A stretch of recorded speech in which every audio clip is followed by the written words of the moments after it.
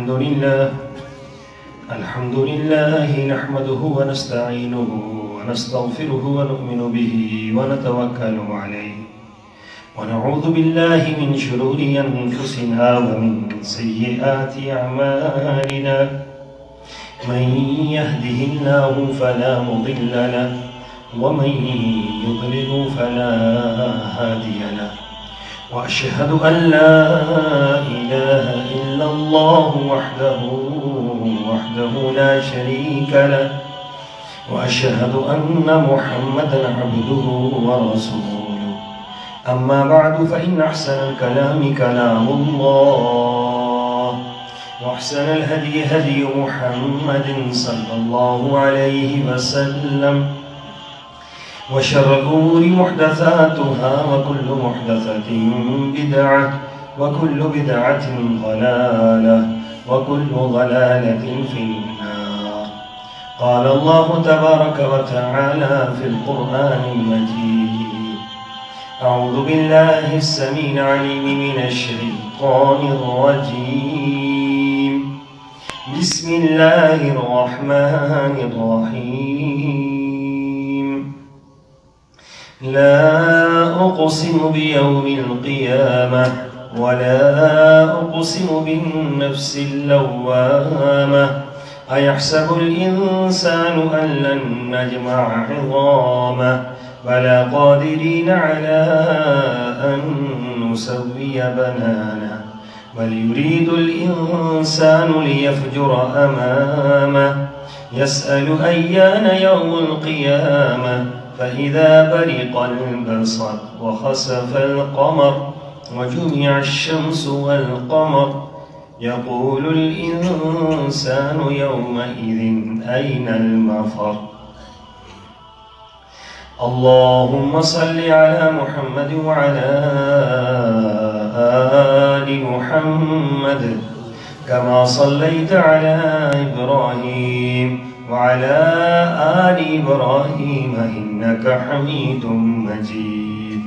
اللهم بارك على محمد وعلى آل محمد كما باركت على إبراهيم وعلى آل إبراهيم إنك حميد مجيد.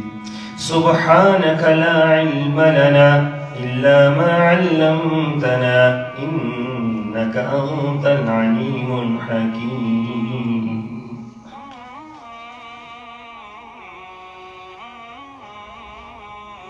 میں قیامت کے دن کی قسم کھاتا ہوں اور میں ملامت کرنے والے نفس کی قسم کھاتا ہوں کہ قیامت آ کر رہے گی. کیا انسان یہ سمجھتا ہے کہ ہم اس کی ہڈیاں اکٹھی نہ کر سکیں گے؟ کیوں نہیں؟ ہم اس پر قادر ہیں کہ پھر سے اس کی انگلیوں کے پور تک درست بنا دیں. بلکہ انسان یہ چاہتا ہے کہ وہ اللہ کے احکامات کی برخلاف بدعمالیاں کرتا رہے. پوچھتا ہے کہ قیامت کا دن کب ہوگا؟ تو اس کا جواب یہ ہے کہ جب آنکھیں چندھا جائیں گی اور چاند گہرا جائے گا اور سورج اور چاند ملا دیے جائیں گے. اس دن انسان کہے گا کہ بھاگ کر کہاں جاؤں؟ ہرگز نہیں کوئی پناہ اسے نہیں ملے گی. آیت نمبر 1 تا 11 سورہ القیامہ.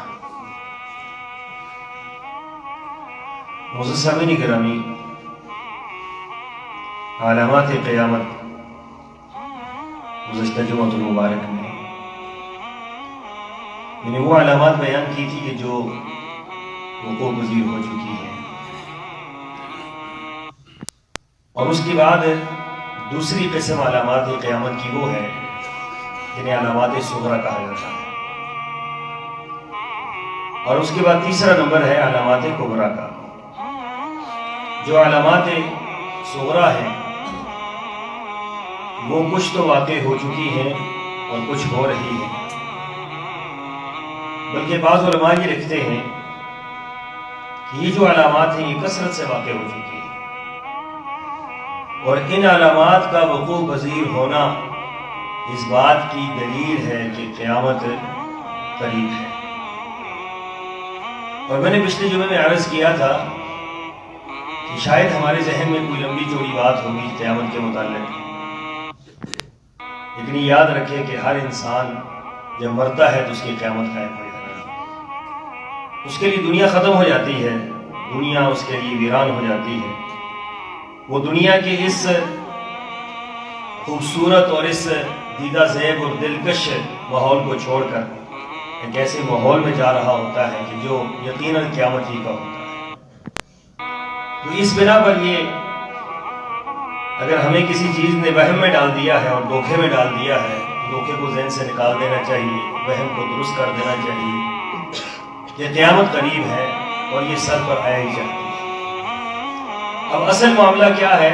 علامات قیامت بیان کرنے کا مقصد یہ ہے کہ تاکہ ہم قیامت کی تیاری کریں، آخرت کی تیاری کریں، یہ ہمارے ذہن میں یہ ساری باتیں ہونی چاہیے، اور جب یہ ساری باتیں ذہن میں ہوتی ہیں تو اللہ کا قرب نصیب ہوتا ہے، اللہ کا ڈر نصیب ہوتا ہے، اللہ کی محبت نصیب ہوتی ہے، اسلام کی محبت نصیب ہوتی ہے، اسلام پر چلنا آسان ہو جاتا ہے، نیک اعمال کرنا آسان ہو جاتے ہیں۔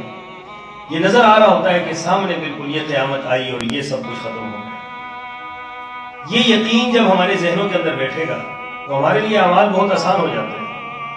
یہ یقین جب بیٹھے گا کہ ہم نے دنیا سے جانا ہے تو بھی ہو سکتا ہے کہ اس کے بعد میری باری ہو۔ کیا پتا ہے کہ پچھلے جمعے جو ہمارے اندر موجود تھے، یہاں پر جنہوں نے جمعہ پڑھا تھا پچھلے جمعے، اور آج وہ ہمارے اندر موجود نہیں ہے، تو آئندہ پتہ نہیں کون ہوگا اور کون نہیں ہوگا۔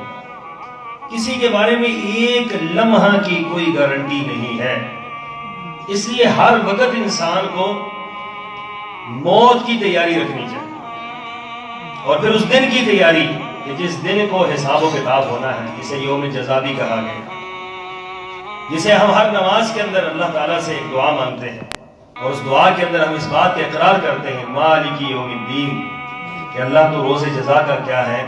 مالک ہے، بدلہ دینے کا تو جو دن ہے اس دن کا تو کیا ہے؟ مالک ہے۔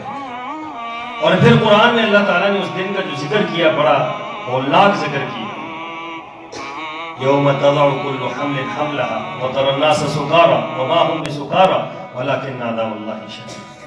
فرمایا کہ اس دن حاملہ کی حمل گر جائے گا، اور دودھ پلانے والیاں اپنے دودھ پلانے والے بچوں کو بھول جائیں گے، اور ہر طرف ایسا ہولناک منظر ہوگا، اور اس طرح افراتفری ہوگی، اور ایسا ہو کا عالم ہوگا کہ کسی یہ پتہ نہیں ہوگا، جیسے محسوس ہو رہا ہوگا کہ لوگ نشے میں ہیں، وَتَرَى النَّاسَ سُكَارَى، محسوس ہوگا لوگ نشے میں ہیں۔ لیکن ایک زلزلہ آ جاتا ہے دنیا کے اندر، اب یہ زلزلہ بظاہر تو ایک معمولی اس کا ایک ادنا اس کا ایک اشارہ ہے قیامت کا، لیکن کیا حالات لوگوں کے بن جاتے ہیں، حواس باختہ لوگ ہو جاتے ہیں، حواس لوگوں کے ختم ہو جاتے ہیں۔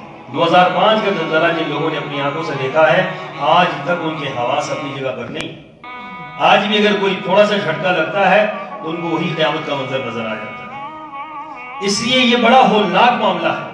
وَتَرَى النَّاسَ سُكَارَى وَمَا هُم بِسُكَارَى وَلَكِنَّ عَذَابَ اللَّهِ شَدِيدٌ۔ فرمایا کہ اصل میں لوگ تو نشے میں نہیں ہوں گے، لیکن اللہ کا عذاب بڑا سخت، اور اللہ کی عذاب کی گرفت بڑی سخت ہے۔ اس بنا پر قیامت کی علامات یہ وہ علامات ہیں کہ جو ہمیں نظر آ رہی ہے، اور یہ علامات بیان کرنے کا ایک مقصد یہ ہے کہ ان میں سے کسی علامت کا حصہ ہمیں نہیں بننا چاہیے۔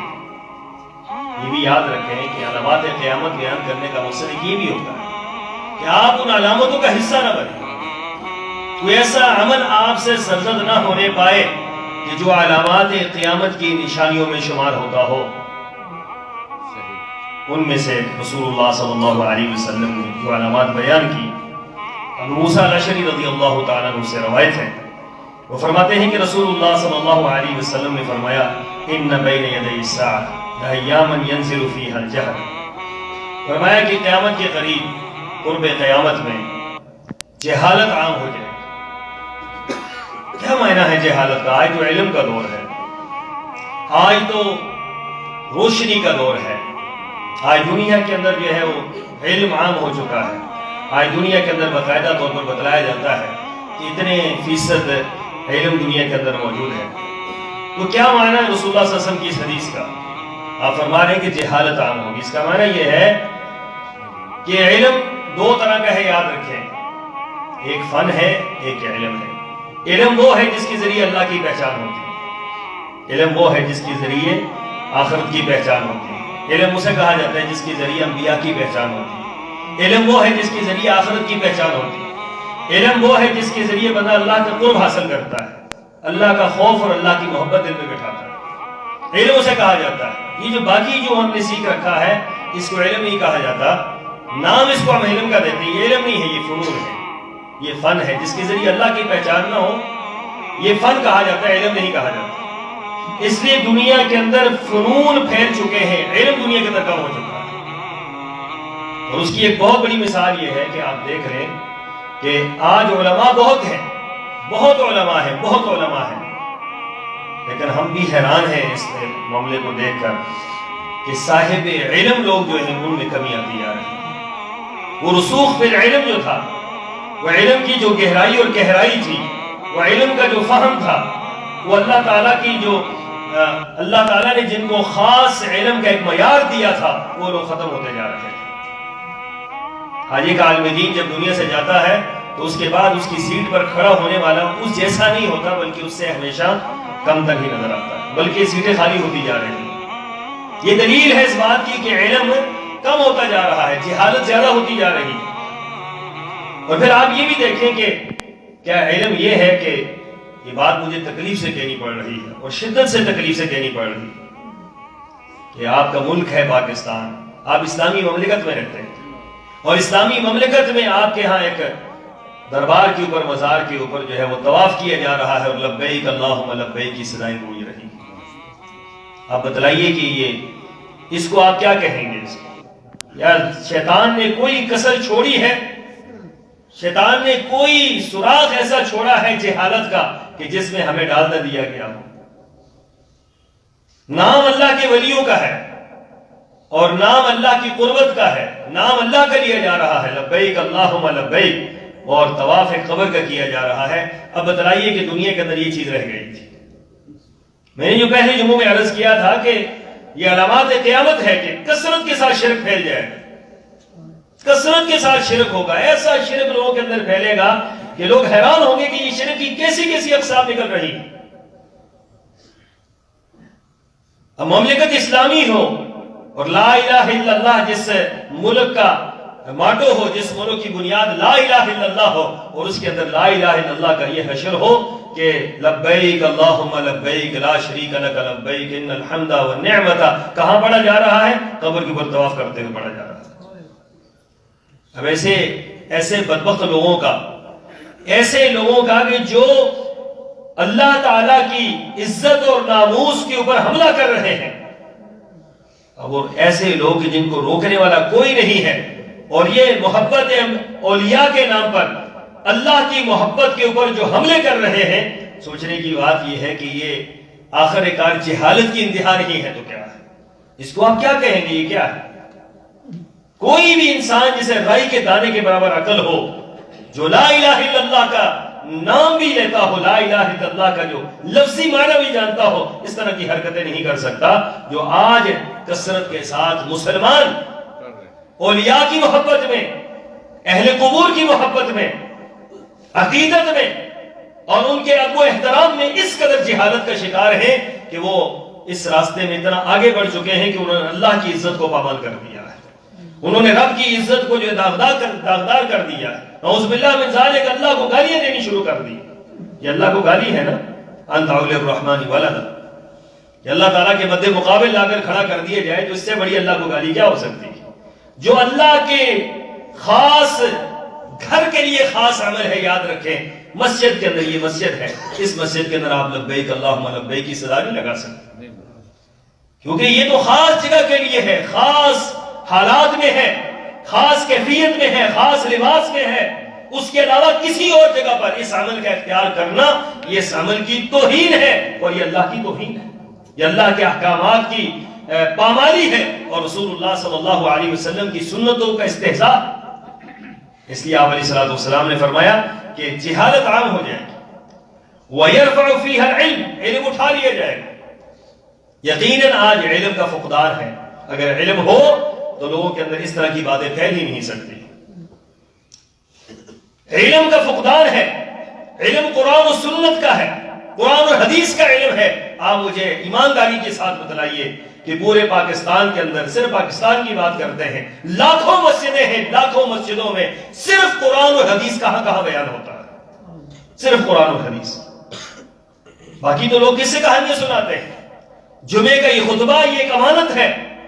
جمعے کا یہ جو ایک اہم ترین واعظ اور اہم ترین نصیحت، یہاں پر حالات حاضرہ اور یہاں پر ایک دوسرے کو برا کہنا اور یہاں پر جو ہے وہ اپنی باتیں بیان کرنا، قصے کہانیاں بیان کرنا اور ادھر ادھر کی باتیں کرنا اور ایک ایک گھنٹہ لوگوں کی مغزماری کر کے چلے جانا، یہ تذکیر کے لیے تھا جمعہ، یہ اللہ کی یاد کے لیے تھا جمعہ، یہ اسلام کی محبت کے لیے تھا جمعہ، یہ اللہ کی توحید کے لیے تھا، یہ شرک کی بہتری کے لیے تھا، یہ سنت کے پھیلاؤ کے لیے تھا. آج جمعے کو کیا سے کیا بنا دیا گیا ہے.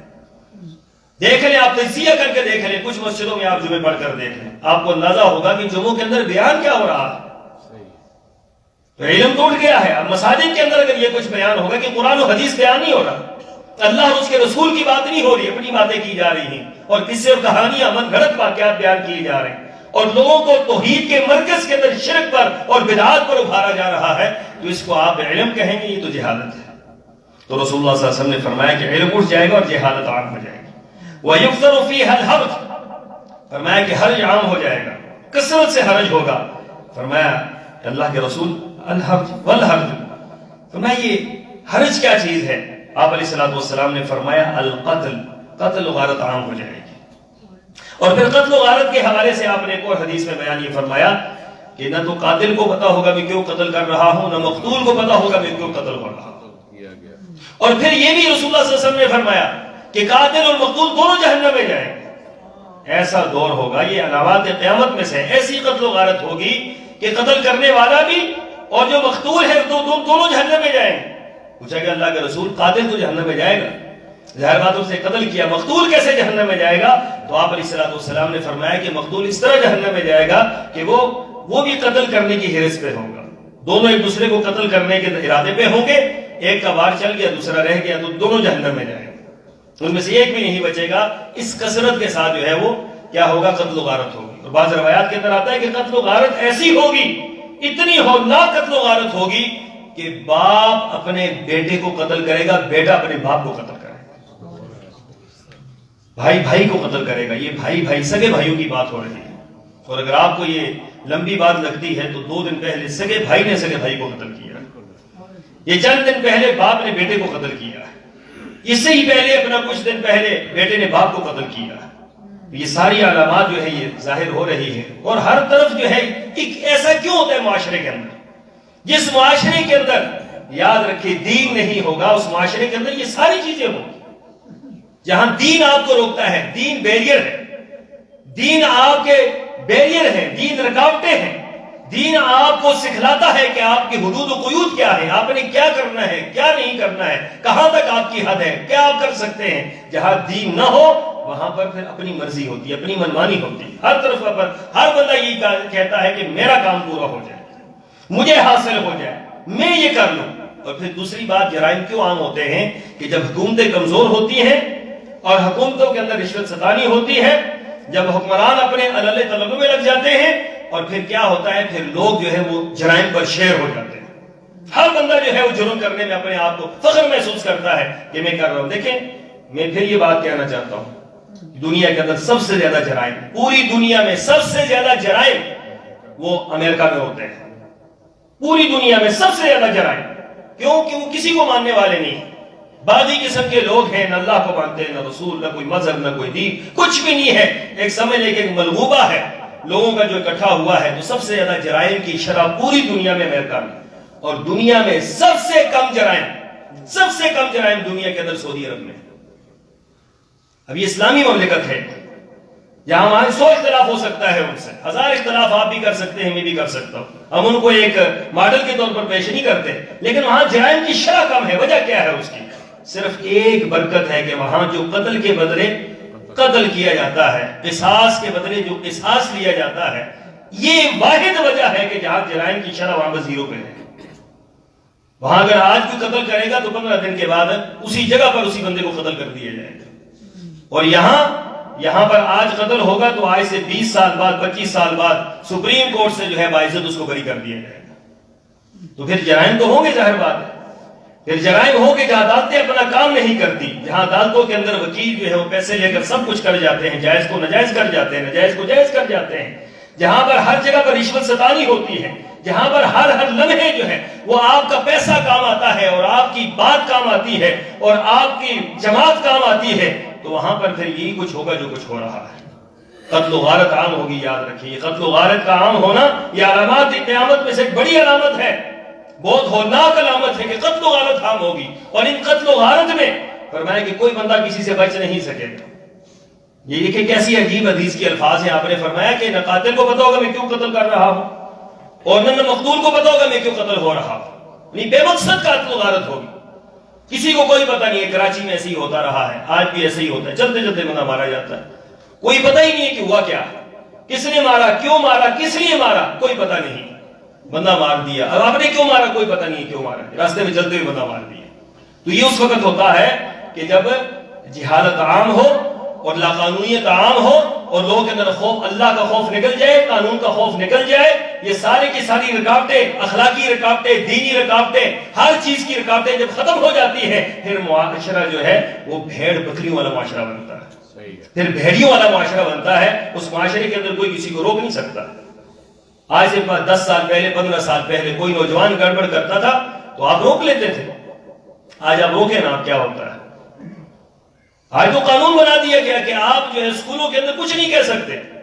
آج اسکولوں کے اندر استاد جو ہے مجبور ہے طلباء کے سامنے ایسا نظام بنایا جا رہا ہے جس نظام میں بغاوت پیدا ہو رہی، جس نظام میں نفرت پیدا ہو رہی، جس نظام میں ادب و احترام کے سارے معاملات ختم کیے جا رہے، جس نظام کے اندر بڑوں کا احترام، چھوٹوں کی شفقت، یہ سب کچھ ختم کیا جا رہا ہے۔ ایسا ہی معاشرہ تشکیل پانے کو جا رہا ہے جس طرح یورپ کا معاشرہ ہے کہ کوئی کسی کے ساتھ کوئی تعلق رکھتا ہی نہیں، ورنہ اگر بزرگ کھڑے ہوتے تو چھوٹے احترام سے ہی نہیں بول سکتے تھے، چھوٹے احترام کرتے تھے۔ بزرگ اگر کھڑا ہے، خاندان کا ایک بندہ کھڑا ہے تو 100 نوجوان جو ہے جرات نہیں ہوتی تھی کسی کی بولنے کی۔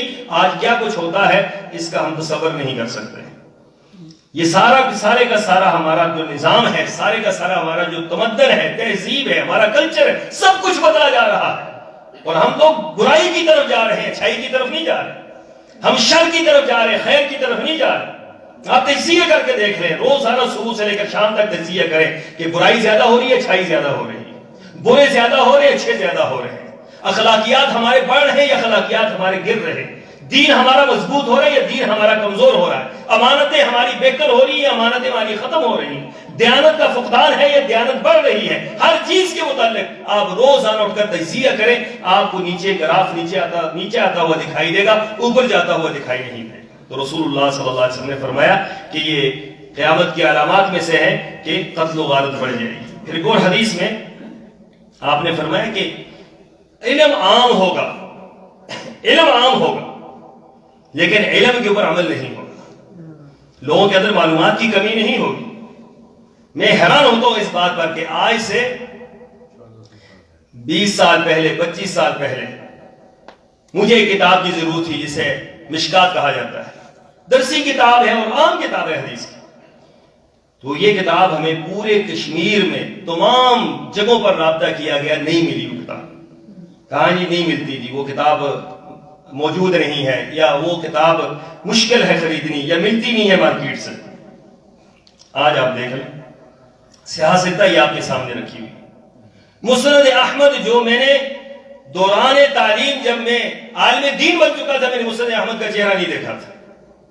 مسند احمد کتاب جس کا چہرہ میں نے عالم دین بن کر نہیں دیکھا تھا، عالم دین بن کر بھی 2 سال کے بعد کسی مکتبے کے اندر مجھے نظر آئی مسند احمد۔ یہ مسند احمد آپ کے سامنے، یہ دوسری لائن میں مسند احمد موجود ہے۔ اس کا کیا معنی ہے؟ یہ علامات قیامت میں سے یاد رکھیں کہ علم جو ہے عام ہو جائے گا، علم عام ہوگا لوگوں کے اندر، لوگ سیکھ سکتے ہیں، علم موجود ہے علم. یہ فرمایا کہ رسول اللہ صلی اللہ علیہ وسلم نے لَيَبْلُغَنَّ هَذَا الْأَمْرُ مَا بَلَغَ اللَّيْلُ وَالنَّهَارُ، فرمایا کہ میرا دین اپنی حجت قائم کرے گا اور میرا دین وہاں تک پہنچے گا جہاں پر لیل و نہار ہے، جہاں پر دن سورج جاتا ہے، جہاں پر سورج جائے گا وہاں تک میرا دین جائے گا، جہاں تک رات ہوتی ہے وہاں میرا دین جائے گا.